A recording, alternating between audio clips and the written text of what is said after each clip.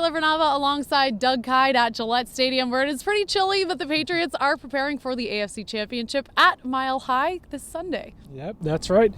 Should be a pretty good matchup. It should be a little warmer than here too. I think the temperature is going to be in about the 50s. That'll be nice. I appreciate that. Well, we are getting that War of 1812 that we were deprived of back in November, finally, and could be the last one for Brady and Manning. But throughout their careers, Brady 11-5 against Manning, but Manning looking not quite like his old self. What are you thinking we're going to see out of this one? Yeah, he's not his old self, and that does kind of make it less of a Brady Manning. Obviously, it is Brady Manning 17. Everyone's going to make a big deal about that.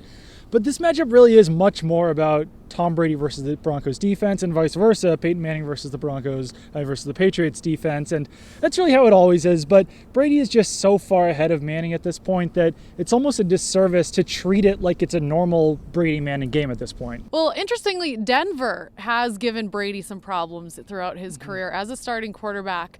Brady is actually 6-8 against the Broncos, and that's the only team in the NFL that he has a losing record against. And not only that, but he is 2-6 on the road in Denver. What is it about Mile High that gives Brady some trouble? It is different there. Obviously, the elevation is different, and it's just kind of a weird place to play. But I think a lot of it just has to do with the fact that the Broncos have had good teams throughout Brady's career. So I'm not sure if you need to look too much into him playing in Denver or, anything about the Broncos in particular, because those teams have changed quite a bit. I think they're just good teams, unless there's something that I'm kind of overlooking here.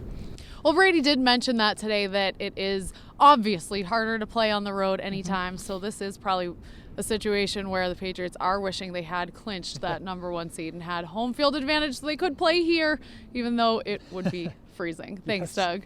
Make sure to keep it on NESN.com for all your playoff news.